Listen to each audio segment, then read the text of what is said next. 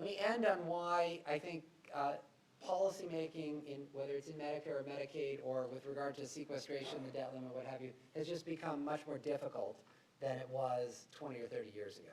So this is what my last 5 minutes of at least my formal talk before I turn to your Q&A.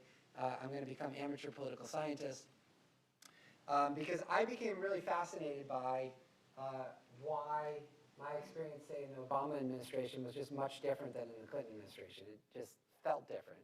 And the question was that just, a feeling, or was there a literature out there on what's been happening? And the answer is, not surprisingly, there is a literature out there, most of which is inconsistent with the typical story that's told on CNN. So this chart shows you voting patterns in the House of Representatives. The red line is Republicans, the blue line is Democrats. This is a metric of liberal conservative voting patterns.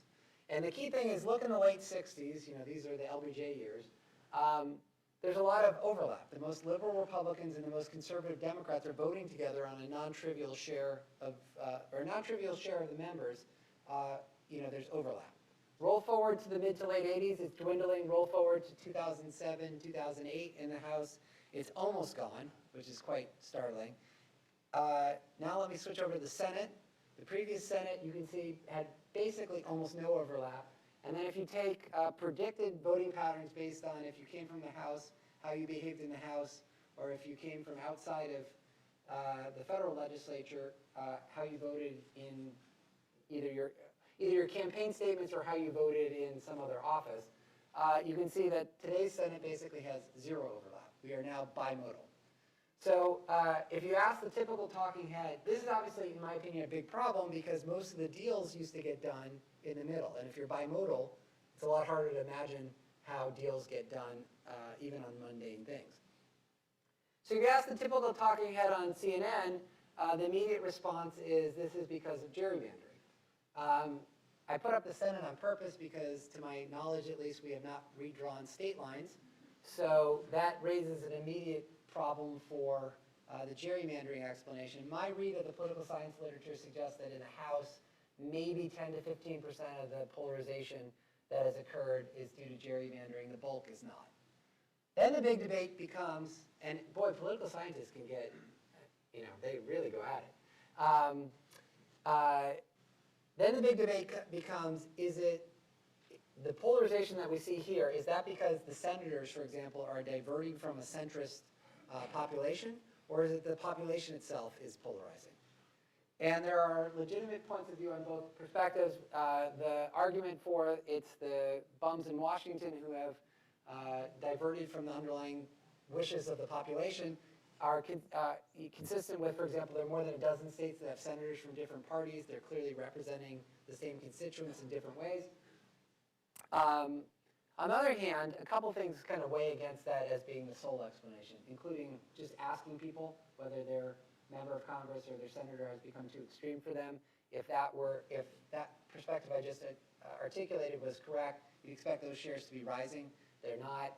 In addition, state legislatures are presumably closer to the people than the federal legislature or the Senate. So if that hypothesis were right, you'd at least expect state legislatures to be polarizing less than the House of Representatives. Although the experiences vary, in about 2/3 of the states, state legislatures have polarized more than the Congress at the federal level.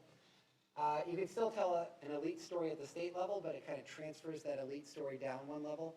So I'm increasingly of the view that at least part of this is, although federal policymakers are more polarized than the population itself is polarizing. That is to say, we are becoming bimodal also. And the question then becomes, why is that happening? And again, now I'm veering even further out of economics and into social psychology, but my reading of at least introductory social psychology is one of the strongest findings there is that if you put like-minded people together in a group, the group will become more extreme than any given individual within it. Because you're only exposed to reinforcing views, you want to prove you're the true member of the tribe, and so on and so forth. So it appears to me that what we have been doing is increasingly surrounding ourselves both physically and virtually with like-minded people, and therefore we're going like this. And I find it fascinating, both virtually and physically, that this sorting process seems to be happening.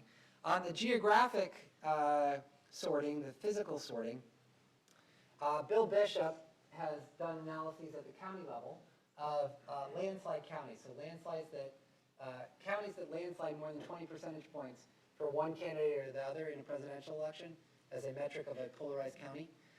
And there is some controversy surrounding this work, so I'm going to highlight that, but nonetheless, I think it's at least somewhat informative. 1976, the darker counties, either Republican or Democratic, are the polarized ones, the lighter ones are not. So that's the country as it looked in 1976, and that's the country as it looks today. For the first time in several decades, a majority of Americans currently live in a county that went more than 20 percentage points for one candidate or the other in the 2012 election. That means your neighbors are more likely to be of your party. And then virtually, it used to be the case that we all read the same newspaper and watched one of 3 evening news shows, all of which were heavily produced, edited, and took out the extremes. Now with technological change in the media, you can basically select your own news source. My personal example of this is I have a Twitter account in which I'm a complete free rider. I don't tweet anything, but I just use it as a news feed. And by selecting either conservative or liberal commentators, I can get a much different kind of vibe for what's happening in the world very easily. And so the normal human tendency to seek out people who reinforce your own view is now much easier to do than it was 20 or 30 years ago. To the extent that this is what's happening, it's kind of depressing, because if it were gerrymandering, we'd know what to do. If it were the bums in Washington, we'd also know what to do, which is get a new set of policymakers, even though that's difficult. If we're doing it to ourselves, much harder to know what to do. And I put to you that I think this is actually a deeper explanation for a lot of the policy debates than the kind of cliche gerrymandering kind of things going on. The second thing, and I'll just end on this, if you want to understand why it may be difficult to understand why the House of Representatives is so diametrically opposed to the White House, remember that most of the congressional Republicans, and this is not that dependent on how you draw the congressional districts across those counties, because of that, I mean, most of the country is gray geographically. If you did an election on a per square foot rather than per person basis, the election results would be much different by this chart. But most of those congressmen are coming from areas that landslided for Mitt Romney in the last election. And so the fact that the president carried the Electoral College by some margin doesn't really matter in terms of their district. And that is not dependent on exactly how you draw the district back home, across those different counties. So I'll just leave you with that amateur political scientist perspective of, for an economic policymaker, it is much harder to get things done, I think, because the country itself is polarizing. And as that happens, the only way in which you're going to legislate in this bimodal world, coming back to this for a second, the only way you're really going to legislate, given that it's going to be very hard to legislate on a bipartisan basis there, is if one party hits the trifecta, wins the Senate, the House, and the White House, and then legislates on one side or the other on a partisan basis, on one part of that bimodal distribution. The problem with that is it's inherently unstable. First of all, that trifecta doesn't happen that frequently. Secondly, if it does happen and then you capitalize on it by doing anything, you're virtually guaranteed to create such a backlash from the other side that you lose the trifecta.